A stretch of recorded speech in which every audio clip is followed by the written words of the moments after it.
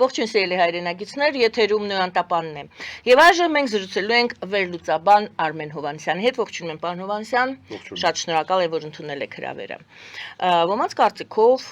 կամ ոմանք արդեն արձանագրում են, որ Հայաստանը այժմ կանգնած է ոչ միայն Ռուսաստան արևմուտք կողմերի ընտրության միջև, այլ Չինաստան ԱՄՆ կողմերի ընտրության, մասնավորապես իմ կողմից դեռևս չճշտված, բայց տարածվում են տեղեկություններ, որ Միացյալ Նահանգների Հայաստանում գործող դեսպանը հանդիպել է Հայաստանի արտգործնախարարության պաշտոնյաներից մեկի հետ եւ նրան փոխանցել, որ Միացյալ Նահանգները մտահոգված են Հայաստանի եւ Չինաստանի աճող փոխգործակցությամբ եւ դա համարում են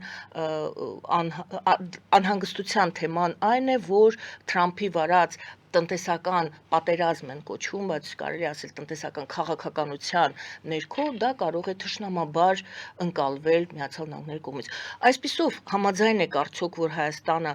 այսպիսի ուրեմն Ռուսաստան արևմուտք, Միացյալ Նահանգներ Չինաստան, այսպիսի ընտրությունների մեջ առջև է կանգնած եւ ձեր կարծիքով ինչպես պետք է իրեն դրսևորի կամ ինչպես կդրսևորի տարբեր հարցեր են Փաշինյանի վարչակազմը։ Նախ միշտ էլ ասել ենք, այստեղ նաև այս տաղավարում զրուցել ենք, որ Հայաստանը չունի ռեսուրս բացարձակը Շվեյցարիա իրեն զգալու, այսինքն լինելու չեզոք, որովհետև աշխարհում շատ լարված իրավիճակ է, բազմաթիվ կան եւ գլոբալ խնդիրներ, եւ տարածաշրջանային, եւ ռեգիոնալ խնդիրներ, եւ լոկալ խնդիրներ, եւ Հայաստանը չունի այդ ռեսուրսը, որպեսզի կարողանա ասի, դե ես եւ ուզում եմ եւ Ռուսաստանի հետ լավ լինել, սա էլ է շատ կարեւոր։ Եվ Եվրոպական միության հետ շատ լավ լինել, շատ լավ։ Խոսքը չի գնում խզելու մասին հարաբերությունների։ Եվ Չինաստանի հետ եւ Ամերիկա, այսինքն այն էստոնացի լրագրողի հարցին Փաշինյանի պատասխանը, որ ասեց, որ մենք իսկ ով ասեց, որ մենք պետք է խզենք Ռուսաստանի հետ, կարծես պարզացնում է, որ Հնդկաստանը խզում է։ Հնդկաստանը չի գնում, ուրեմն խզեց հարաբերությունները Ռուսաստանի հետ, ուրեմն դա աբսուրդային ժանր է, ավելին ասեմ, դրա մեջ կա խաբեություն, ես համոզված եմ, որ Հայաստանի Հանրապետության կառավարող ուժն էլ չի հավատում դրան, պարզապես իրենք իրենց ռուս-թուրքական այդ զնդանի մեջ պահելու ինչ-որ արդարացում պիտի գտնեն եւ անունը դրել են դիվերսիֆիկացիա։ Մենք արդեն տեսնում ենք, որ չի ստացվում, Եվրոպան բողոքում է, որ մենք գնում ենք մայիսի 9-ը, դրա մասին կարող ենք հետո խոսել, Միացյալ Նահանգները բողոքում են, որ մենք Չինաստանի հետ այնքան ենք մերձենում, որ Վրաստանից եւ Ադրբեջանից հետո երևի երրորդ երկիրը կլինենք, ամենայն դեպս կա միտում ռազմավարական պայմանագիր ստորագրելու Չինաստանի հետ։ Վրաստանը ունի արդեն ստորագրված եւ Ադրբեջանը ունի արդեն ստորագրված։ Մի հետաքրքիր դետալ, որպեսզի հասկանանք Ամերիկայի մոտեցումը։ Իվանիշվիլին, որը իրականում սպասում էր Թրամփի գալուն, իր ողջ քաղաքական հաշվարկը, որ կա Թրամփը եւ բոլոր իր խնդիրները կլուծվեն։ Եվ այդ կմարսվի եւ այդ այսպես կոչված ընտրությունները եւ ժողովրդի դեմ ուժ կիրառելը, այսինքն ինքը հենվելով իրենք մոտ են, այսպես ասեմ, Թրամփը կարող է Իվանիշվիլի տեղը չգիտի, ես դրա մասին չեմ ասում, բայց իրենք մոտ են դասակարգային մտածելակերպի, ձգտումների, արժեհամակարգի տեսակետից, ասենք, շատ մոտ երևույթներ են։ Բայց չի լավանում հարաբերությունները Վրաստանի Ամերիկա։ Ամերիկան հայտարարել է, որ ժողովրդավարության համար պայքարը ողջ աշխարհում դա արդեն Ռուբիոյի խոսքերն են, դա քաղաքական ռադիկալիզմ է, էքստրեմիզմ է, դրանով չի զբաղվելու Միացյալ Նահանգները։ Այսինքն դեմոկրատիայի խնդիրը չի, ընտրություններ կեղծելու խնդիրը չի, բռնություն կիրառելու խնդիրը չի։ Ռուսաստանի հետ Ամերիկան ինքն է ձգտում շատ լավ հարաբերություններ ունենալ ադմինիստրացիան, բայց ինչ են վատ վրացիների հետ։ Տեսեք, այնպեսի փաստաթղթեր են կոնգրեսում, հանրապետական կոնգրեսում ընդունվում, որ իսկ եւ պարզ է դառնում, որ այստեղ չինական խնդիր կա, որ խնդիրը, որ Վրաստան Իվանիշվիլին ռազմավարական սխալ գործեց, երբ մինչև սпасել դա երբ է գալու Թրամփը եւ այլն, երևի որպեսի մենակ չմնա, ինչպես ժողովուրդը կասել մենակ ու անտեր, ռազմավարական պայմանագիր ստորագրեց Չինաստանի հետ։ Եվ հիմա ունի լրջագույն խնդիրներ Միացյալ Նահանգների հետ, լրջագույն։ Ավելի ծանր, քան Բայդենի ադմինիստրացիայի օրոքեր։ Այսինքն ինչ որ հարցերում ինքը կարող է երնեք տալ Բայդենի ադմինիստրացիային։ որ ընդհանրապես ասել էր բան եվրոինտեգրացիա, մարդու իրավունքներ եւ այլն, այստեղ խորքային ռազմավարական հարցեր է։ Իսկ դուք մտածում եք Չինաստանը այն երկիրն է, որի հետ կարելի է ռազմավարական պայմանագիր կնքել, հետո 3 ամիս հետո ասել, դե գիտեք ինչ սխալվել ենք, հաջողություն, այսինքն երկու քարի արանք ընկա Վրաստանը, այդ ռազմավարական կարևոր խոշոր սխալի պատճառով։ Հիմա նույն ճանապարհով գնում է Փաշինյանը եւ եթե Աստված չտա մենք այդպեսի լուրջ ռազմավարական սխալ գործենք, ապա մենք ոչ միայն հիմա բոլոր նրանց հետ ում վատ ենք կմնանք վատ, դեռ մի հատ էլ Միացյալ Նահանգներ ձեռք կբերենք որպես հակառակորդ։ Եվ ես չեմ կարծում, որ Փաշինյանի ռեժիմի նկատմամբ վերաբերմունքը լինելու ավելի մեղմ, քան Իվանիշվիլիի նկատմամբ։ Ավելին ասեմ, կհիշեն են բոլոր մեղքերը, որոնք բոլորին հայտնի են, սկսած սանկցիաները խուսափելուց, վերջացած փողլավալը, ամեն ինչ կհիշեցվեն։ Այլ կերպ ասած, դուք ձևակերպեցիք այսպես, որ Չինաստանի հետ եթե հանկարծ ռազմավարական փաստաթուղթ ստորագրելու առաջարկ լինի Հայաստանի կողմից սխալ կլինի գնալ այդ ճանապարհով։ Դուք սխալ բառ օգտագործեցիք, ճիշտ է։ Գիտեք ինչ, եթե Փաշինյանի ռեժիմը նպատակ է դրել Միացյալ Նահանգների հետ ճշնամական հարաբերություններ ունենալ, իզնից ավելի խիստ քննադատ, ասենք Թրամփի եւ Կարեն Սարգսյանից Հայաստանում չկա։ Բայց դրա հետ մեկտեղ ես պնդում եմ, որ մենք այդ ռազմավարական փաստաթուղթը, որ ստորագրել ենք, պիտի կարողանանք հասնել նրան, որ մինչև վերջ իրագործվի, որովհետև դա մեր անվտանգության խնդիրն է եւ այլն։ Մենք Միացյալ Նահանգների հետ ունեցանք խարտիա ստորագրել։ Խարտիան, այո, ռազմավարական, որի վրա ամերիկացիները արդեն 3-րդ թե 4-րդ անգամ է իրենք պաշտոնական հղում են անում։ Թրամփը, Ռուբիոն եւ այլն, չէ՞, դա շատ կարեւոր է։ Այսինքն դրանք իրարամերժ են լինելու ձեր կարծիքով ունենալ ստրատեգիական։ Կարող է քայլիցների ուղեղում ոչ, բայց աշխարհում, ռեալ աշխարհում, իրենք իրական Հայաստանից են խոսում, իրական աշխարհում, այո։ Իրական աշխարհում այո, եւ հետո ասեմ, բա մենք փորձում ենք Թրամփի ադմինիստրացիայի հետ կոնտակտ գտնել, չստացվեց, մինչեւ հիմա չի ստացվել, ասեմ, դա հայտնի է, Հայաստանի Հանրապետության կառավարությունը այսօր ԱՄՆ կառավարության հետ ռեալ կոնտակտներ չունի։ Բավական բարձր մակարդակի կոնտակտներ կային Բայդենի ադմինիստրացիայի հետ, այսօր չկան այդ կոնտակտները։ Այսինքն չկա հեռախոսով, որով կարելի է զանգել, կոպիտ ասած, տարբեր ոլորտներում, տարբեր հարցերի շուրջ եւ այլն։ Ոչ թե համար, որ դա հակահայկական բան է, վարչակարգը, այլ իրենք այնպես են խաղի կանոնները փոխում, որ Հայաստանը այդ հիերարխիկ աշխարհում ստորոտներում է ամենա եւ Այսինքն ապրիլ 24-ի այդ ուղերձում Միացյալ Նահանգների Թրամփի կողմից ընթերցված կամ հայտարարած ուղերձում կար վերջին կետով հիշեցում, որ Միացյալ Նահանգները պարտավորված են, թե լուրջ են վերաբերում Հայաստանի հետ այդ ռազմավարական գործընկերության խարտիային։ Այսինքն եթե Հայաստանի Հանրապետությունը Թրամփն է ասում, եթե ուրիշ նախագահ լիներ, դա կարելի է մեկնաբանել ոնց ուզում եք, նույնիսկ որպես քաղաքավարություն։ Բայց երբ որ Թրամփը ասում է մենք հիշում ենք, դա նշանակում է, որ եթե որևէ քայլի դիմի Հայաստանը, որը հակասում է այդ ռազմավարության խարտիային, դա մենք անպայման պատասխանը կստանանք։ Հիմա մյուս կողմից դիտարկենք, այո, Չինաստանը արդեն 2 անգամ, 2 պաշտոնյա, տարբեր վերջին 2 շաբաթվա ընթացքում ասում են, որ ինչ-որ ծրագրեր ունեն այստեղ Հարավային Կովկասում եւ Հայաստանը դիտարկում են որպես այդ տարանցիկ, որպես այդ մեկ գոտի, մեկ ճանապարհի մեջ իրենց հատվածը այդ խաղաղության խաչմերուկը մտնի եւ տարբեր այդպիսի ձևակերպումներ առաջարկներ, չառաջարկված առաջարկներ։ Չեք կարծում արդյոք, որ այո, Չինաստանը դիտարկում է Հարավային Կովկասը, Վրաստանի հետ արդեն ունի, Ադրբեջանի հետ արդեն ունի, եւ եթե Հայաստանի համար դուք համարում եք սխալ եւ Փաշինյանը եւս համարեն, Փաշինյանի վարչակազմում կամ նստեն հաշվարկներն անեն, ասեն, չէ, մենք այնտեղ ունենք արդեն ռազմավարական, Չինաստանի հետ չենք անի, ծրագրեր կլինեն, որտեղից Հայաստանը դուրս կմնա եւ դա կթուլացնի Հայաստանը կամ անգամ ոչ միայն դուրս կմնա, Հայաստանի դեմ գործող ծրագրեր կարող են Չինաստանը չի դեռ իրագործում ծրագրեր։ Նա նախապատրաստում է հող այդ ծրագրերը իրագործելու համար։ Ինչը շատ հոյակապ դիվանագիտություն է, իրենց արտաքին քաղաքականությունը չեմ ասի անթերի է, բայց շատ բարձր մակարդակի է եւ ռազմավարական մտածելակերպը իրենք աշխատում են իրենց ազգային նպատակները ռազմավարությունը առաջ տանելու համար։ Ոչ թե իրագործում են դրա հնարավորությունը չկա, որովհետեւ կա դիմադրություն, մեր դիմադրությունը, չէ՞։ Կա արևմտյան երկրների, Թուրքիայի եւ այլն, տարբեր կողմերից, դիմադրություն։ Եվ Հնդկաստանի կողմից, ինչը նաև պատճառն է այս սրացումների։ Խոսենք։ Հա, կա դիմադրություն։ Հիմա, եթե Հայաստանը, Չինաստանը մեծ երկիր է, մեծ տերություն է, մենք պետք է լավ հարաբերություններ ունենանք։ Եթե կան բիզնես ծրագրեր, որոնք այդ չեն հակասում մեր հարաբերություններին այլ աշխարհի հետ, պետք է անպայման իրագործվեն, անպայման։ Խնդիրը այն է, որ եթե Չինաստանի նման երկիրը միջուկային հզոր աշխարհի արտադրամասը, ինչքան լավ բան ասեցինք,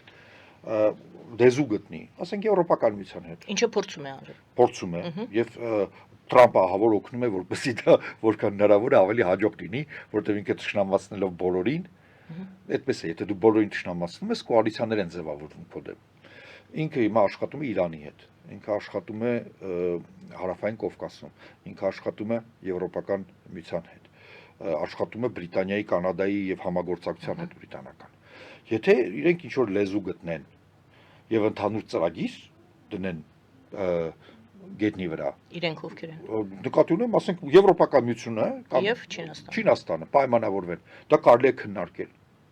Նույնիսկ եթե դա կբերի Միացյալ Նահանգների դժգոհությանը, ասենք։ Ֆոն դեր Լայենի այս Սամարխանդի հայտարարությունը եւ այս Չինաստանի ակտիվությունը, հայտարարությունները, դրանք նույն կոնտեքստում է պետք դիտարկել։ Չէ, սրանք հանդիպակաց շարժումներ են, որոնք կամ պետք է բախման բերեն, երբ որ գալիս են, զորքերը կոպիտ ասած միտեղ, կամ ընդհակառակը ինչպես թունելը փորեցին, շնորհավորել իրար եւ այլն, որ ես էս կողմից եկա, այս կողմ, այսինքն կա process Եվրոպայից եւ ակնհայտ է որ Հարավային Կովկասը պետք է Եվրոպային, Եվրոպական ժողովրդական կուսակցության այս վերջի համագումարը, որը 3 էր, ձեկուցողը, որը պատահական մարդ չի, որ դալիճից ելել է դուրս եկել, ձեկուցողը Հայաստանի մասին եղել է զեկույց, ասել է որ մենք մեկնած ձեռքը պետք է սեղմենք։ Եվ ես չեմ բացառում, որ դա դառնա Եվրոպական ժողովրդական կուսակցության պաշտոնական դիրքորոշում։ Հիմա նույնը կվերաբերվի լիբերալներին, սոցիալիստներին։ Ես հեռանկարը շատ պարզ տեսնում եմ, ոնց է դա մեկ օրվա խնդիր չէ։ Հիմա Հարավային Կովկասը դիտարկվում է Եվրոպական միության կողմից որպես կարևոր պլացդարմ այդ կենտրոնական Ասիայի հարաբերությունների համար։ Հոյակապ է։ Չինաստանի համար դիտարկվում է Հարավային Կովկասը որպես տարանցիկ, այսպես տարածք եւ այլն կարևոր Եվրոպայի, որովհետեւ եթե տարիֆային քաղաքականությունը բերում են նրան, որ ամերիկյան շուկան չասեմ փակվում է, բայց կիսափակվում է չինական ապրանքների եւ ծառայությունների համար, իրենց պետք է նոր շուկաներ։ Դա լինելու, չլինելու հարց է չինացի ժողովրդի համար։ Դա կարևորագույն հարց է։ Եվ իրենք այդ հարցը փորձում են լուծել։ Հիմա իրենք կարող են ռեալ ես տեսնում եմ այդ հնարավորությունը Եվրոպայի հետ կան կոմպրոմիսի զուտ հակատրամպիզմի հողի վրա, որտեղ Թրամփը նրանց էլ է նեղացնում, նրանց էլ է նեղացնում։ Ուստի վերադառնանք Հայաստանի դիրքորոշմանը։ Եթե եվրոպացիները եւ Չինաստանը դուք տեսնում եք, որ հնարավոր է, որ ունիսոն, այսինքն այս Դա հարցում կարելի է քննարկել։ համաձայնեցված են գործում։ Եթե Փաշինյանը սկսի դա քննարկել, ես Փաշինյանն է, պարզ է, որ մի 25 անգամ են Չարաբաստիկ խաչմերուկը կհիշատակի բան, դե ավել այդ բանը իր մեթոդիկայում 4 էջ կա, այդ 4 էջը դրա մասին է եւ ինչ որ խաղաղության օրակարգ դա եւ այլն նախկիններ, ներկաներ, հեղափոխություն, ավել ինքը ոչ կարող է, ոչ գիտի, ոչ ուզում է, ձգտում ունի, ոչ մի բան։ Բայց եթե ինքը սկսի թեկուս այդ հռետորաբանությամբ դա քննարկել, դա կլինի բացատրելի։ Ես նույնիսկ չեմ պնդում, որ պետք է համաձայնվել, չհամաձայնվել, միանալ, քննարկել։ Դու ո՞նց եք իմանալու քննարկվում է թե ոչ։ Շատ պարզ է, եթե Եվրոպական միությունը եւ Չինաստանը գան համաձայնության, ապա էմիսարների մուտքը Հայաստան դառնալու է համարյա ամենօրյա ռեժիմով։ մի օր չինացին է գալու, մի օր եվրոպացին է գալու, մի օր մեկ-մեկ միասին են գալու, բա ինչ է, այդպես են աշխատում, բա մտածում եք այդ բան է, որոշում է ընդունվում, հետո տանը նստած Այդ դեպքում եկեք Ռուսաստանի գործոնը դիտարկենք, դուք ասում եք Փաշինյանը քննարկելու է, դուք չեք կարծում, որ կարող է Փաշինյանը նաև քննարկել այս հարցը Ռուսաստանում։ Փաշինյանի Ռուսաստան գնալ մայիսին այնքան տոքսիկ խայտարակ եւ Հայաստանի ռազմավարական շահերին հակասող քայլ է, որ անկեղծ ասած արդեն մեկ է դառնում, թե ինքը ում հետ ինչ է այնտեղ քննարկելու։ Ուզում է Ալիևի հետ քննարկի Հայաստանի ճակատագիրը։ Այն փաստը, որ ինքը մայիսի 9-ին տոտալիտար մարդակեր ռեժիմի ուժի դեմոնստրացիայի օրը, որը իրեն քողարկում է իբր հակաֆաշիստական եւ այլն կարգախոսներով,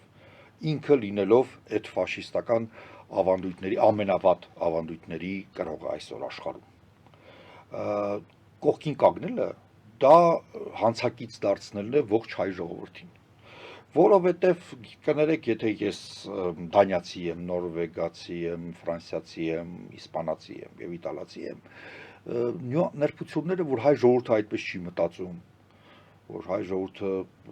այլ կերպ է աշխարհը տեսնում եւ այլն չեն անցնում։ Առավել եւս որ մենք ամենտեղ գլուխ ենք գովում, որ ժողովրդավար ենք եւ Փաշինյանը 2 անգամ ստացել է ժողովրդի քրեն։ Եվ դրանից հետո քննարկել թե ինչ է ինքը Պուտինի հետ, դե հերթական մեթոդիչկայի բանը, տեքստը անգիր պետք է կրկնի, որ հիշեցնի, որ չեմ մոռացել, գիտեմ, սա է։ Լավ, վերադառնանք ուրեմն Չինաստանի հետ Հայաստանին, դուք ասում եք սխալ կլինի եւ շարունակում եք պնդել, սեպարատ Չինաստանի։ Այո, պարզապես հենց այդ նկատառումով, որ եթե Եվրամիության կամ Եվրամիության հետ լինի այդ նախագիծը, նախագծերը, ապա այդ մտածելու տեղ կա։ Տեսնենք ձեր կարծիքը կուզենայի իմանալ, ինչ եք կարծում, ինչ նպատակ կարող է հետապնդել այդ սադրելով Հնդկաստանը այս պարագայում, այստեղ հիմա, նրան ներքաշել պատերազմի մեջ։ Արդյոք դուք համարում եք, որ Հնդկաստանին սադրել են եւ ներքաշել են պատերազմի մեջ,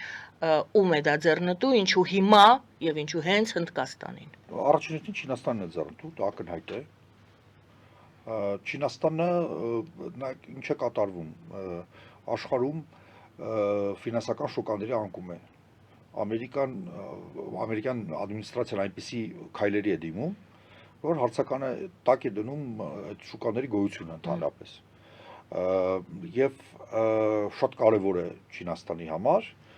գտնել այլընտրանք ամերիկյան ներդրումներին, հա։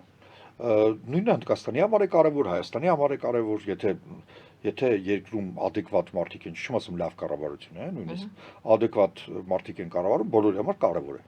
Մեր համար է պետք է կարևոր լիներ, հիմա չգիտեմ, օրինակ հարցնենք վարչապետին ինչ կասի, բայց կարևոր է օբյեկտիվորեն։ Հիմա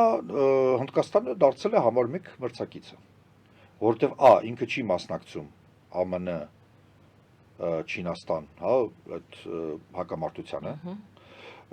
շատ ավելի կայուն երկիր է, Չինաստանից կայուն չէ, պարզ է այնտեղ տոտալիտար համարյա ռեժիմ է եւ պարզ է այնտեղ կայունությունը ինչպես է հասնում, բայց համատած շատ եւ շատ երկրների, հա, նույն տարածաշրջանում շատ կայուն է, մեծ աճ ունի, ահռելի դեմոգրաֆիա ունի, ինքն իրենից ահռելի շուկա է միջալուց։ Այսինքն հնդիկների նույն process-ը եղավ Չինաստանում արդեն անցել է, հիմա Հնդկաստանն է։ Երբ որ կենսամակարդակը այդ մեծ ազգի, մեծ ժողովրդի, հա, բարձրանում է, իրենք սեփական գնողունակությունն էլ է բարձրանում։ Իրենք սկսում են նորմալ հագնվել, նորմալ սնունդով սնվել, չէ, մեքենաներ քշել եւ այլն։ Ինչ որ եղավ Չինաստանում, իհարկե ոչ բնակչության համար, բայց խոշոր քաղաքների բնակիչների համար դա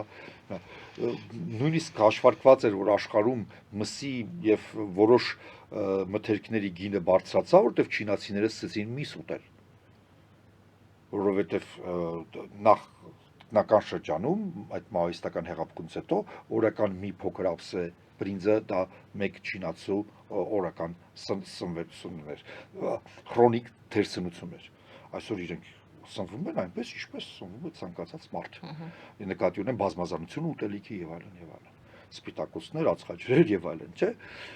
Եվ դա ազդում է համաշխարհային շուկայի վրա, որտեղ դե 1 միլիարդից ավել մարդ է,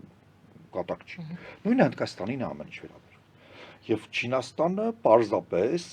ցույց է տալու, որ Հնդկաստանը կայուն երկիր չի, իրենք չեն հավատում, որ պակիստանցիները կհաղթեն կամ ծնկի քիչեցնեն հնդիկներին, կամ Հնդկաստանը այնպեսի մեծ հարվածներ կստանա, որ տակից դուրս չի գա, չէ, բայց կապիտալի համար երկրի կայունությունը առաջնային գործոն է։ Ցնցում։ Ցնցումներ չպետք է լինեն, պատերազմը դա ցնցում է։ Ուրեմն եթե այդ գործարանը ուզում ես Չինաստանում փակես, գնաս բացես Հնդկաստանում, որպեսզի Տրամպի հետ վատ չլինես։ Դու դա չես անի, որովհետև ինչքան էլ վախենաս Տրամպից, քո կապիտալի կորստից ավելի ես վախենում։ Բա որ էլի սկսվի երկրորդ Հնդկաստանի հետ բա որ հանկարծ Պակիստանը միջուկային հրթիռով խփի ինչ-որ մի հատ քաղաքի։ Այնտեղ ամենափոքր քաղաքում մի երևի 10 միլիոն մարդ է ապրում։ Եվ այլն, այսինքն իրենք ստեղծում են այնպեսի անկայունություն, որպեսզի Հնդկաստանին որպես մրցակից հանեն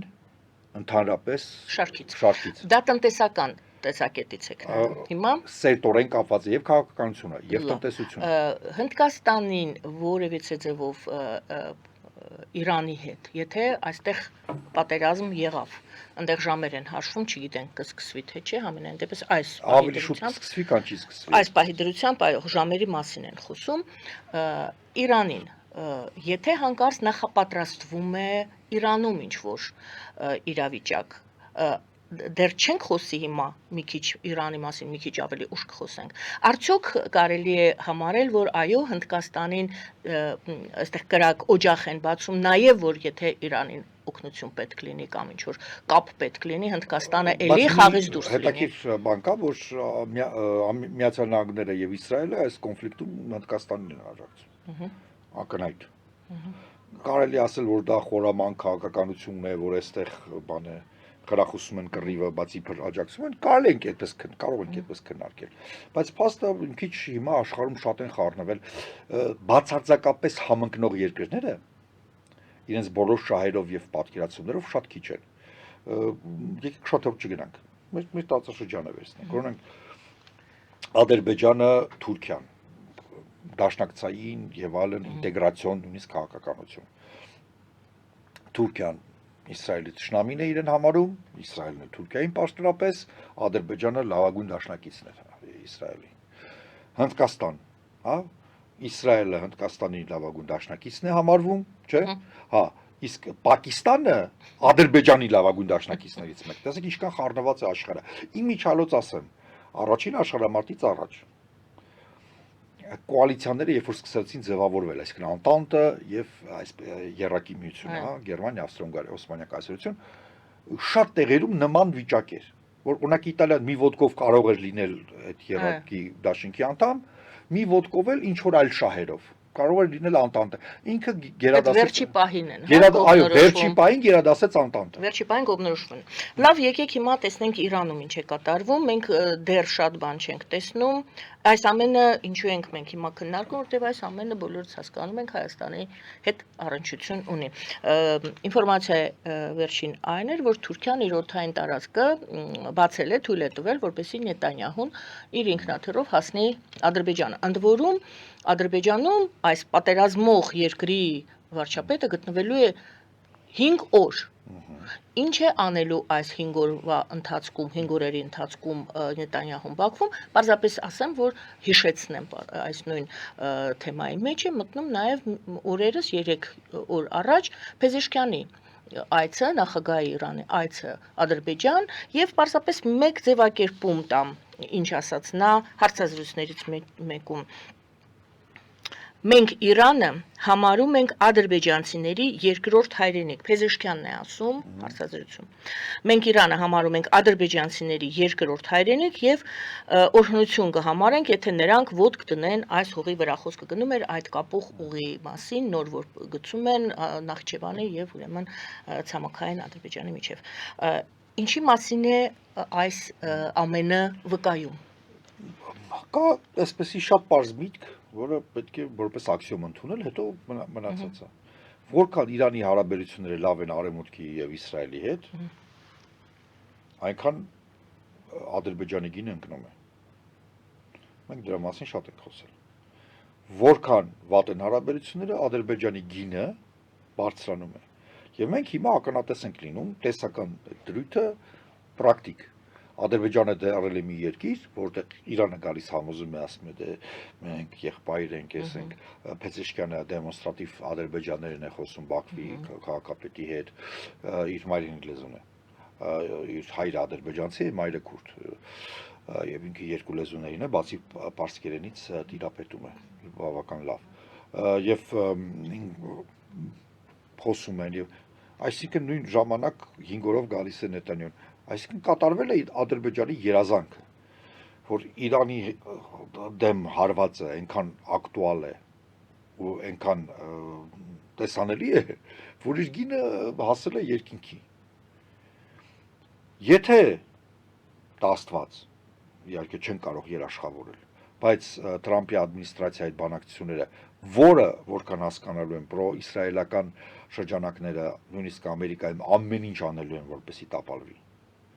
Միայն մնում է, որ Իրանի մոլլաները, այաթոլլաները ավելի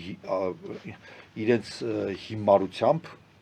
չգերազանցեն այդ ջանքերը եւ իրենք չտապալեն գոնե։ Տեսնենք ինչ կլինի։ Դե զգուշ են դեռ։ Հա, դե փառք Աստծո։ Բավականին զգուշ են, բայց Նետանյահուն պարզ ասաց, ես դեմ եմ այդ բանակցությունների։ Միշտ է եղել դա։ Բանակցային ճանապարհով հարցի լուծմանը։ Նաև Թրամփի առաջի կառավարման բոլոր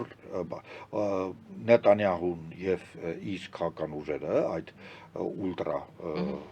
աճ եւ էքսպանսիոնիստական դեմ են եղել միշտ 10 տարի առաջ էլ, հիմա էլ վաղն էլ դեմ կլինեն, բայց 10 տարի առաջ Իրանի դեմ պատերազմը այդքան ակտուալ թեմա չէր, հիմա դա է փոփոխությունը։ Հիմա նայեք Ադրբեջանի գինը այդ հնարավոր պատերազմի ֆոնին հիմա շատ բարձրանում է։ Այստեղ կարող ենք համար մեկ դուժողները լինենք մենք հայերս, որովհետև երբ որ ինքը գին պահանջի, կապ չունի Իրանից, Իսրայելից, Թուրքիայից, որ կողմից։ Այդ գինը անպայման ներառելու է Հայաստանի հանդեպ իր պլանների իրականացմանը գոնե չխանգարել։ Գոնե չխանգարել։ Իրանի դեպքում չխանգարել է, Իսրայելի դեպքում աջակցել։ Իսկ Հնդկաստանի դեպքում, որը պատերազմից 5 րոպե առաջ է։ Խնդիրն է, որ Հնդկաստանը կարող է պարզապես Հարավային Կովկասին երկրորդական այդ պահին թվա։ Հենց այդ։ Այսինքն ինքը դուս եկած։ Այս պահին աստեղային ժամն է, այսպես ասենք, ինքը աստեղային ժամի նախասպասումով է ապրում Ալիևը։ Կարող է տապալվել եւ չստացվել, բայց կարող է եւ ստացվել։ Լավագույն տարբերակը իր համար դա պատերազմ, տապալումն է բանակցությունների։ Իրանի հակա-արևմուտք եւ հակա-իսրայել դերի մեջ մնալն է։ Դու պարտադիր չի, որ Իրանը դառնա արևմուտք, բայց պարտադիր էլ չէր, որ նա լիներ հակա-արևմուտք։ Դա դերի մեջ մնալն է եւ որ Հնդկաստանը խաղից դուրս գալն է գոնե ժամանակավորապես, որովհետեւ Հնդկաստանը պարզ պրիմիտիվ Հայաստանի համար մեկ զենքի մատակարարողն է այսօր։ Պարզ Այսինքն պետք չի ռազմավարական թվեր, փաստեր, զենքի տեսակներ։ Եվ այս առումով Ադրբեջանի համար շատ այսպես սպասումներով լի ժամանակ է։ Նույնիսկ երևի ավելի քան 44 օրյա պատերազմի նախորդին։ Իսկ հաշվի առնելով Փաշինյանի կառավարության որակները, իրենք նույնիսկ երևի պլանավորում են ստանալ ամեն ինչ ուզում են առանց պատերազմի, պարզապես։ Ադրբեջանը որպեսզի ստանա։ Այո, որպեսզի փաստի տակ դնել, որ այստեղ դուք ոչ մի շանս չունեք, Հնդկաստանում պատերազմ է, Իրանը չկա, զբաղված է, Ամերիկայի հետ հարաբերություններ չեք կարողացել կառուցել դեռ, եվրոպացիներն էլ դե կարող են անել, ինչ կարող են անել, ավելին չեն կարող։ Հա, Ռուսաստանն էլ 100% մեր կողմից է։ Ադրբեջանն է ասում։ Կարող է ասել։ Այ իրենք այդ դրա սպասումով են, որ նույնիսկ կարիք չլինի զինված ինչ-որ գործով երկրորդ անգամ վատամա։ Կարծում եք արդյոք այդ մայիսի 9-ը դրանով է հենց պայմանավորված, ճշտում են, այսպես կողմներ ասում, ժամացույցն ենք, սլաքները ճշտում ենք։ Ալիևը եւ Փաշինյանը գնում են ճշտելու Պուտինի հետ սլաքները իրենց ժամացույցների։ Ուրեմն Փաշինյանը Պուտինի հետ համապատասխանեցնելու է։ Հա, ուրեմն որքան շատ այդ ժամացույցը համապատասխանեցնի, այդ ժամացույցը մի 100 տարի համաշխարհային ընթացքից հետ են կած բոլոր դեպքերում։ Չէ, ինքը կարող է օրվա ժամը ճիշտ ցույց տալ 6:10, բայց դա ասենք 1887 թվականի մայիսի 1-ի 6:10-ն է։ Ուրեմն, եթե մենք ուզում ենք այս մղձավանջից դուրս գալ, ուրեմն պետք է լրջանալ, առաջին հերթին ինչը պետք է անել, շատ բարդ խաղ իրեն թույլ տալ չի կարող Հայաստանը, որովհետև բարդ համակարգերում, դա կիբեռնետիկայի օրենք է, դու չես կարող շատ ավելի բարդ համակարգեր կառավարել, քան դու ես։ Հայաստանը այնպեսի մի երկիր, որ ասֆալտ չի կարողանում գցի նորմալ, մանկապարտեզ չի կարողանում սարքի որակյալ։ Եվ ներողություն եւ երբ որ իրան այդ մասին ասում են ձեռքերն է առաջ վրթովում է, այսպես ասենք, ձեռնակռվի մեջ է մտնում։ Հա,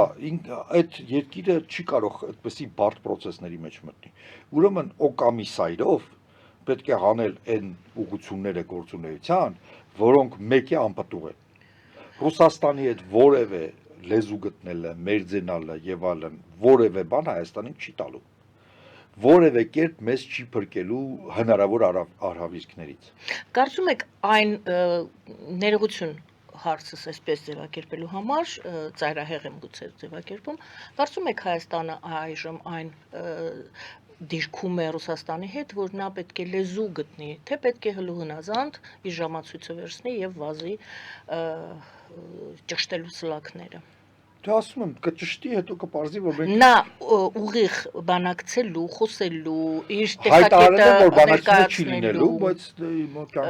դեռ այդ, չէ, ես կարգավիճակն եմ ուզում ձեր ընկալմամբ, որ կարգավիճակում է դեռ ենթարկվողի, թե այնուամենայնիվ իր դիրքը դնողի։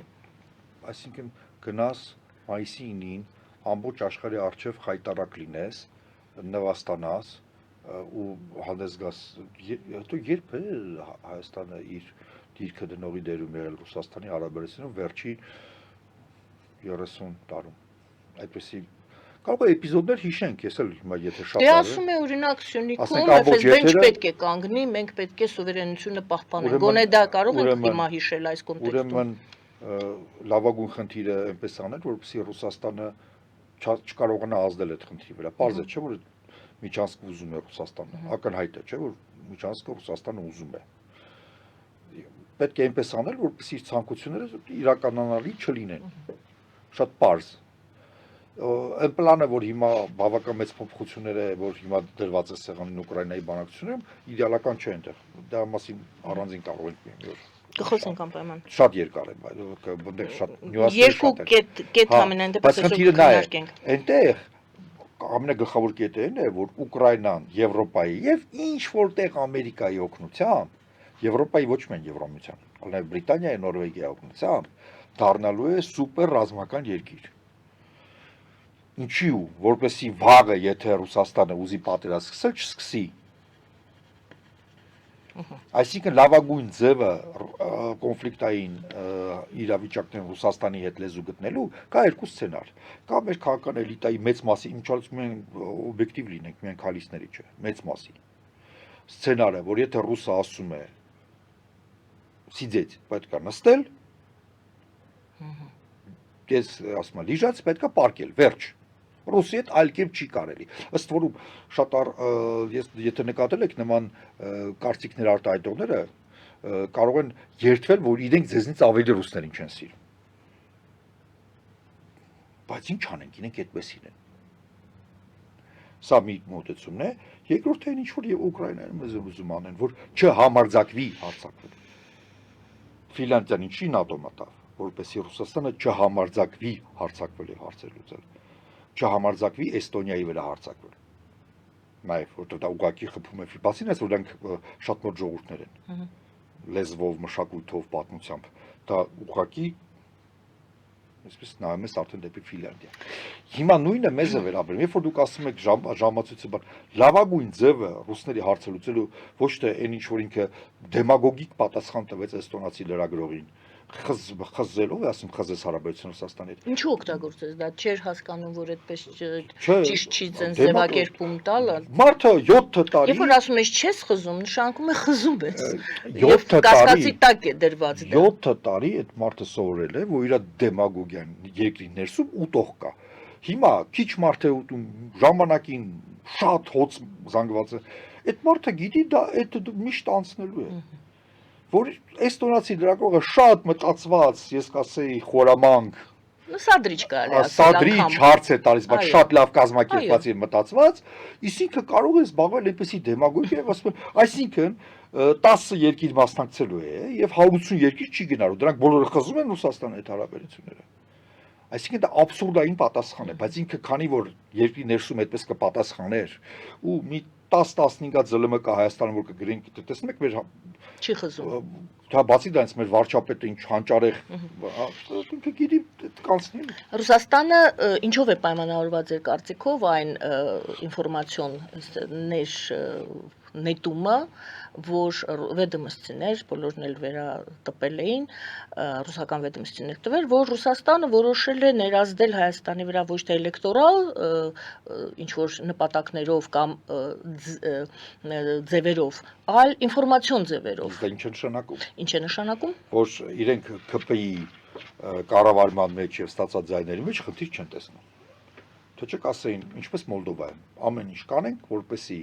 սանդում պարտվի, իմչալուց նույն մարդիկ, ովքեր նշանակված են պատասխանատու Հայաստանի հետ աշխատելու, նույն մարդիկ պատասխանատու են Մոլդովայի հետ աշխատելու։ Եվ մենք կարող ենք զուգահեռներ բերել արդեն, որովհետև նույն կաբինետներում է այդ քաղաքականությունը վարվում։ Ուրեմն Մոլդովայում ասում են սանդույն ձայն չտակ, քխ, կտակ սրան, պուպուշ, չէ՞։ Բայց ինչի Հայաստանում ասեն էլեկտորալ չի լինել։ Նշանակում է անգամ եթե ԿՊ-ն հաղթի 26 թվականի ընտրությունում ինչ որ մի հրաշագործ ձևով հաղթի, այո թող հաղթի։ Մենք ԿՊ-ում խնդիր չեն տեսնում։ Իրենք տեսնում են հանրային կարծիքի մեջ խնդիրը։ Իրենք տեսնում են այն 60%-ի մեջ համարյա, որոնք կողմ են եվրոինտեգրացիային։ Իրենք տեսնում են վերլուծաբանների մեջ խնդիրը։ Իրենք տեսնեն որոշ ԶԼՄ-ների, որոշ քաղաքական խմբակների, այդտեղ են տեսնում խնդիրը։ Իրենք չեն պայքարելու Փաշինյանի դեմ։ Լավ, Վրաստանում իրենք ունեցան մեր այդ դեմ են խնդիրը, պայքարել։ ինչու իրենց համար դա տենց մեծ խնդրեմ չի, ինչու եք համարում, որ մեզ մոտ պետք է լինի։ Հենա նույն Վրաստանում եւ ժողովուրդն է դուրսը փողոցում չի ուզում, ընդվզում է։ Բայց նրանք որոշել են մեր հանրության հետ աշխատել։ Շատ լավ օրինակ է։ Շատ լավ օրինակ է։ Այսինքն Իվանիշվիլին կարողացավ կոտրել կամքը, արհամարել կամքը վրացի ժողովրդի, վրաց ժողովրդի, զորբայությամբ եւ վտրակեղծիքով պայել իշխանությունը, ռուսները փաստորեն դրան աջակցեցին։ Եվ փաստորեն որքան շատ մարդ աջակցեց Իվանիշվիլիին, այնքան այդ սցենարը ավելի հեշտ էր իրականացնել։ Եթե Իվանիշվիլին ասենք կեղծեց X քանակությամբ ձայն, 2x-ը խնդիր կլներ, 3x-ը անհնար։ Հիմա իրենց պետք է այնպես փոխել մարդկանց գիտակցությունը, որպեսզի բռնության կարիքը հասցվի նվազագույնի։ Դա մարդասիրությունից չի։ Ինչու՞, ես էլ ուզում Դա դա պարզապես ռացիոնալ մոտեցում է, որովհետև եթե մարտի 1 լինի Հայաստանում կամ ավելի վատ բան եւ այլն, այդ մարտի 1 ոչ լեգիտիմ կլինի, հա։ Հայաստանը այդ մարտի 1-ի տակից 10 տարի չկարողացավ դուրս գալ։ Իսկ իրենց ինչի համար, եթե կարելի է փորձ անել առնվազն, որպեսզի չկրկնվի, պարզ ասենք, չկրկնվի Վրաստանի իրենց, ասենք, դեմ այդքան հակափիար ասեն, մեղմ ասեն։ Դրա համար ակնհայտ է, որ իրենք ասում են, որ մենք չենք աշխատելու Փաշինյան։ Օրինակ, եթե ԿՊ-ում, եթե կան մարդիկ, որոնք ունեն համեմատաբար արմատամետի համբավ, այ կետային իրենց դեմ աշխատեն։ Բայց ԿՊ-ում 10 անգամ ավելի շատ կար մարդիկ, որոնք ոչ համբավ ունեն արմատամետի։ Լավ, հիմա ինչ դեսանտ է սպասվում, ինչ է սպասվում Հայաստանում այդ ինֆորմացիոն ներազդելու անվան տակ։ Ես չեմ զարմանա, եթե նոր ալիքներ ստեղծվեն կամ հին ալիքները գնվեն նոր տերի եւ նոր ֆինանսավորում ստանան։ Փող են ներդնելու։ Այո, բլոգերներ, ակցիաներ, գրանտեր, որովհետև Ամերիկան դուրս գալով այդ գրանտային դաշտից մեծ տեղ բացեց Ռուսաստանի եւ Չինաստանի համար։ Եվ Չինաստանը եւ Ռուսաստանը այդ շուկան լցնելու են։ Իրենք ռուսները ընդհանրապես իրենց ամենամեծ թուլությունը դա soft power-ի փափուկ ուժի թեր գնահատումն է։ Նրանք փող չեն սիրում Չէ, ծախսել։ բացի դրանից, իրենք մտածում են, եթե կարելի է մարդուն ծեծելով ստիպել մի բան անել, ինչի համոզել։ Դրանով սպիտակ եվրոպացի մարդկանցից սպիտակ եվրոպացի ռուսները արտաքնապես նույնն են լինելով տարբերվում են, իրար չեն հասկանում։ Նայում են, նման են իրար, խոսում են, ասում են տարբեր մոլորակներից են։ Որտեվ սրանք ասում են, կարաս տպես, կարաս պիստոլը դնես երեխու գլխին, կանի։ Ինչ կարիք կա։ Փող ծախսել, համոզել, ինչ որ բան անել։ Հիմա իրենք սկսել են հասկանալ, որ առանց soft power-ի կիրառման այդպես չի լինի։ Եվ իրենք փորձել են soft power-ի նաև ուժեր կիրառել։ Իրենց ըստ որում ես ձեզ ասեմ, ռուսատիացությունը հանկարծ չխափնվենք այդ կեռիկի վրա չընկնենք, չափորոշիչ չէ։ Այստեղ կարող է իմ տեղը նստած լինի մարդ, որը ասի ես այդ ռուսներին չեմ սիրում։ Ան, բայց ախր այդ եվրոպացիները մի աշկիս լույսը չեն, արեք ճիշտը խոսենք։ Ռուսներ վտանգավոր են։ Հա, ռուսը վտանգավոր է։ Արժի դրած։ Ամենասիրած ձևակերպումն է։ Բայց ինչու լավ Չինաստանին է, ինչով է վատի, այսինքն փափուկ ուժի կիրառում է նաև դիվերսիֆիկացված մոտեցում տարբեր մարդկանց տարբեր ձևի։ Որտեվ Հայաստանում մի 20%, 15% մարդ կա, եթե Կարեն Սարգսյանն հարցնեք ավելի կոնկրետ կասի, որպես սոցիոլոգ 15-20% մարդ կա, որոնք այդ ուղղակի կացնային ռուսասիրությունը ազդում է վերեք։ Զուգահեռ երևի Ալիևի ագրեսիվ ռետորաբանությունը կմիացնեն համաձայնեցված։ Ես ավելին, ես կանխագուշակում եմ, որ Ադրբեջանի ագրեսիվ գործողությունները նույնիսկ եւ ռետորաբանությունները դառնալու են ԿՊ-ի գլխավոր ընտրական խաղաթուղթը 26 թվականի ընտրություններում, որտեղ նախկիններ կան վատ է աշխատում, ցույց տվեցին տեղական ինքնակառավարման ընտրությունները, այսինքն մաշված գործիք է, ինչ Ռուսաստանից այդքան էլ չի վախենում հանրությունը։ Հա, ուրեմն բան է լինում, որ եթե մենք վատն ենք, օրինակ ասֆալտ տնցել 7 տարի, ուղղակիորեն նստած ամեն մի 5 շաբթի օրը ինքնախոստովանանքի օր է, չէ։ Դպրոց մի անգամ ասաց, որ դպրոց կառուցել չգիտենք։ Ասենք բանը, զայրում գիտեն, իրենք չգիտեն։ Ասաց առաջի դասարանում ենք մնացել 7 տարում բան չսովորեցինք։ Հիմա ամեն անգամ ասում են, բայց այս բոլոր բացասական բաներով հանդերձ դուք ինչ ուզում եք Ալիևը մտնի Երևան, զորքը ադրբեջանական։ Դա լինելու է իրենց համար մեկ զգուշացնում եմ, որովհետև քիչ ժամանակ է մնացել։ Այսօրվա այդ մայիսի 9-ի ուղերձն էր հետաքրքիր, այդ առումով չեմ կարող մեջ բերել, մի կտոր եմ դուրս բերել, բայց կխճճվեք, եթե լսեք։ Փորձենք, լավ։ Թերևս մենք խոսում ենք այն մասին, որ մենք պետք է ուժ ունենանք, հեշտ չէ խոստովանել, որ մենք ինչ-որ բան չգիտենք, այդ սերիայից է էլի, որ մենք ինչ-որ բան չգիտենք, չնայած ակնհայտ է, որ բոլոր տեղերը բոլորը ինչ-որ բան չգիտեն, ու հիմա մի կտոր կարդամ կներեք, բայց դե մեր վարչապետի, Հայաստանի վարչապետի ուղերձի տեքստն է։ Եվ թերևս մենք պետք է ուժ ունենանք խոստովանելու, որ մենք վատ ենք ապրում մեր չիմացածի չափով։ Եվ լավ ենք ապրում մեր իմացածի չափով, եւ մեր բարեկեցությունը ընդլայնելու համար մեզ պետք է փոքրացնել մեր չիմացածի ծավալը եւ ընդլայնել մեր իմացածի ծավալը։ Իսկ սա հնարավոր է աշխատանքի եւ կրթության եւ աշխատանքի ամենասերտ փոխկապակցման միջոցով եւ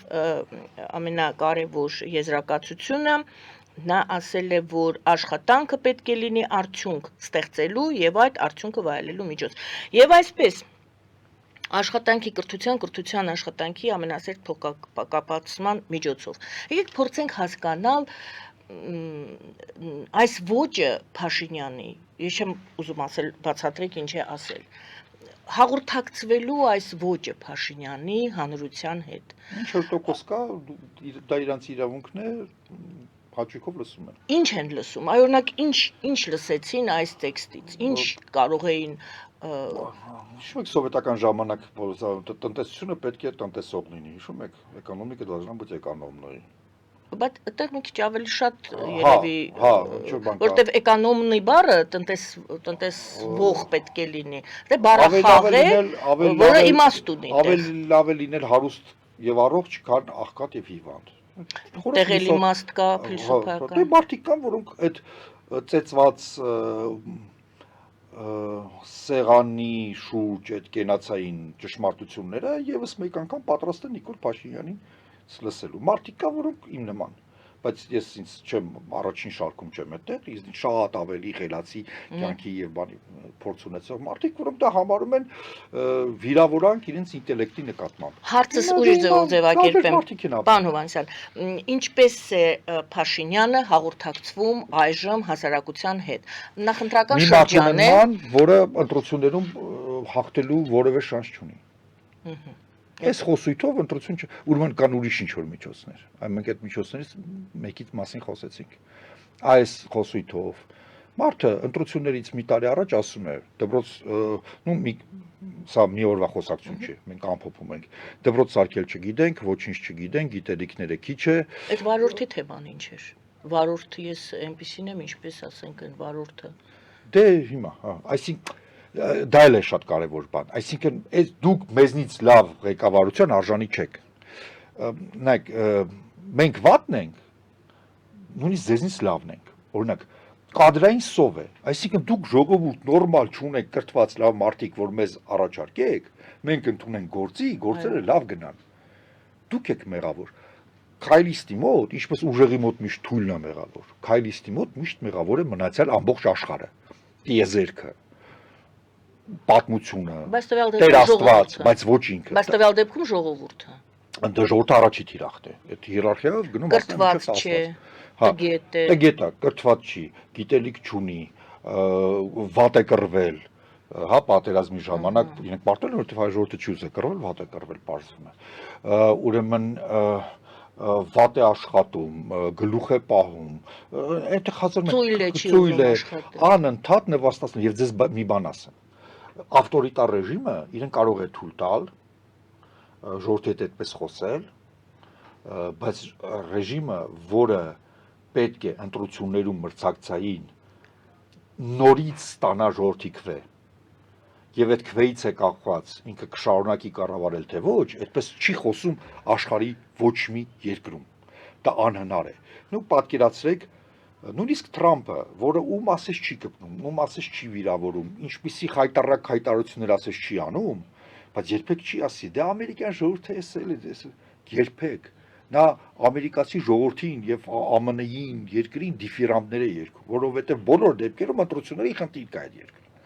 Դա ժողովրդավարության առանձնահատկություններից մեկն է, նույնիսկ համոզված չեմ, որ դրական առանձնահատկություն է, բայց դա ժողովրդավարության առանձնահատկություններից մեկն է։ Այս խոսույթը, որ մեզնից ինչ եք ուզում, ես էլ է ձեզ շատ եւ այլն։ Այս Սերժ Սարգսյանը, եթե հիշում եք, վերջի 3-4 տարում մոտավորապես այդպես էլ խոսում էին։ Դա արդեն ճարահատության խոսք է, որ ցույց է տալիս, որ մտնում են փակուղի եւ բանն է, ժողովրդական սիրո թեման զանգվածային սիրո, կան մարդիկ էլի սիրում են, իրենց համար մեկը միշտ փակ է։ Պարոն Հովհաննիսյան, ասում եք, որ մտնում են փակուղի, եկեք տեսնենք, արդյոք փակուղիում են գտնվում Հայաստանը, իսկապես ինչ հնարավորություններ այս պահի դրությամբ կան Հայաստանի առջև, ես դրա համար եմ ասում, Հայաստան առանձին եմ ասում, Հայաստանը ինչ հնարավորություններ ունի, ինչ է բացված Հայաստանի առջև եւ ինչու է Փաշինյանը իրեն փակուղիում համարում, ԿՊ-ն չեմ ասում, հենց Փաշինյանը, քանի որ Փաշինյանն է որոշումներ կայացնում, Փաշինյանն է բոլորին սովորեցնում եւ բոլոր վերջնական որոշումը իրենն է։ Ուրեմն ինչ հնարավորություններ իրապես կան, գուցե չկան, գուցե իսկապես փակուղի է։ Պետք է սահմանափակել կամ նույնիսկ չեղարկել, որտեղ հնարավոր է սահմանափակել, որտեղ հնարավոր չեղարկել։ Այսպես ասենք, շփումները, բանակցությունները, ինչ որ ջանքերը այն երկրների նկատմամբ, որոնք առաջին հերթին ֆունկցիոնալ Հայաստանի Հանրապետություն անկախ ինքնիշխան երկրի գաղափարի հետ համաձայն չեն։ Համաձայն չեն։ Իրենց շահերից չի բխում դա կամ իրենք այդպես են համարում, չեն սիրում մեզ, կարևոր չի, համաձայն չեն։ պետք է այն երկրների հետ, որոնք այդ գաղափարի հետ որևէ խնդիր չունեն եւ կարող են ազդել մեր անվտանգության, զարգացման, հա, աշխարհում տեղ գտնելու վրա, այդ երկրների հետ հարաբերությունները ակտիվացնել եւ այստեղ նույնիսկ Չինաստանին տեղ կա։ Պարտադիր չի ռազմավարական պայմանագիր կնքել, բայց ով է ասում, որ Չինաստանի հետ չի կարելի երկխոսել։ Հնդկաստանի հետ պետք է իհարկե երկխոսել ընդհանուր միջև ռազմավարական հարաբերությունների։ Եվրոպական միության եվրոինտեգրացիայի այդ օրենքը, որ ընդունեցին, դա պետք է այդ ճանապարհով գնալ։ Իսկ Ռուսաստանը, Ադրբեջանը, Թուրքիան այս փուլում ըստ որում այստեղ լավ իմաստով թույլողակը Թուրքիան է։ Այնտեղ կամուկացի մեջ են, որովհետև Եվրոպայի հետ էլ խնդիրներ ունեն, Ամերիկայի հետ էլ ունեն, պետք է մտածել, Ադրբեջանն էլ չպետք է Ալիևի երազած Ադրբեջանը եթե լինի, Թուրքիան այստեղ տեղ չունի, պարզապես ինքը ամեն ինչի իրանով կլցնի։ Հա, ինչպես փորձում է դա անել Վրաստանում եւ այլն, հա, բոլոր ոլորտներում, տնտեսություն, քաղաքականություն, ռազմավարական։ Հա, այստեղ Թուրքիան թույլողակ է, բայց ինքն էլ է մտնում այդ ցուցակի մեջ։ Որ այդ երկրների հետ, որ չեմ ասում պետք է խզել այդ բառը, այդ հիմար բառը, չբանակցել, չասել որ մենք խաղաղության կողմնակից ենք, իհարկե, անշուշտ։ Սահմանները պետք է բացեն, Թուրքիա ջան, բաց սահմանները, իհարկե պետք է բացել։ Ինչն է խանգարում քեզ որ բացես սահմանը։ Ադրբեջանն է խանգարում։ Հա, եւ բայց պետության ջանքերը այդ երկրների ուղղությամբ չպետք է գնան, Ռուսաստանի ուղղությամբ չպետք է գնան։ Որովհետև Ռուսաստանը չի ուզում լինի Հայաստանի Հանրապետություն։ Ռուսաստանը պատկերացնում է, որ այն կտրտած հաշմանդամ մի ոդկը մի ձեռքը պոկած Հայաստանը որ մնա այդ բոլոր էքսպերիմենտներից բաների կորիդորային եւ այլն կարելի է կցել ասենք օրինակ միութենական պետությանը գնա էլի բան որպես բան մարդուն տանում են ասենք բան չէ հաշմանդամներ են եւ այլն հատուկ տեղեր են տանում որ ընտանիքը չի ուզում զբաղվել նրանցով այդտենց տանել մինչեւ մեկ մեր մահով կմեռնենք այս տարածաշրջանում Իզա շատ արագ կարող է լինել այդ դեպքում, որովհետև պարզապես դեմոգրաֆիապես կմեռնենք։ Հայ մարդ հարավային Կովկասում չի մնա։ Ուրեմն այդտեղ ջանքեր թափել, գնալ Մոսկվա, ամբողջ օրը ոտքերը համբուրել Ալիևի եւ ասել, որ մենակ խնդրում եմ, էլի խաղաղության պայմանագիր ստորագրի։ Թուրքիային համոզել, որպեսի բացի այն սահմանը, որը ըստ բոլոր միջազգային կանոններին ամենքա պետքա բացի։ Դրա վրա ժամանակ պետք չի ծախսել։ Հիմա մենք ունենք հարաբերությունները, պետք է անընդհատ ռեժիմով պետք է գնան։ Տեսեք, ես արբուտքից չեմ սկսում, որ էլ չասեն, սրանք մի երկ ունեն, անընդհատ նույն երկն են երկում։ Հնդկաստան, Իրան, որը Հնդկաստան, որը պատերազմի առաջ է կանգնած, Իրան, որը պատերազմի առաջ է կանգնած։ Տեսեք օջախները։ Ուրիշ աշխարհը ես չունեմ ձեր համար, ինչպես կաս։ Էս է աշխարհը։ Բայց մենք ուզում ենք, չէ՞ որ այս ամեն ինչ անցնի, մենք դեռ մնանք։ Եվրոպայի հետ է պետք, Միացյալ Նահանգների պետք միանշանակ, Բրիտանիայի եւ բրիտանական համագործակցության բոլոր երկրների առաջին հերթին ես Բրիտանիան չէի նշի, Կանադան, որի լիբերալ կուսակցության տեսակետը Հայաստանի հանդեպ համարյա ֆրանսիական տեսակետի նման է։ Ուրեմն մենք տեսեք ինչքան հնարավորություններ ունենք պայմանագրերի, համաձայնությունների, աջակցության, մեր կարգավիճակը ամրապնդելու, բայց մենք ընկել ենք 3-4 երկրների, որոնք չեն ուզում, որ մենք լինենք, ամբողջ օրը իրենց ոտերի տակ ընկած, մուրում ենք, որպեսզի մեզ թողեն հանգիստ։ Երբեք չեն թողնելու, քանի դեռ չհամոզվեն, որ դա անհնար է։ Իսկ գուցե տերևի տակ նստած սպասում ենք մինչև այս փոթորիկները կանցնեն, այսպես պահկված սպասում ենք։ Դրա համար սպասողական քաղաքականություն է։ Եվրոպայում երբ որ պատերազմը եղավ երկրորդ համաշխարհային, քանի պետություն կարողացավ իրեն թույլ տալ չեզոքություն։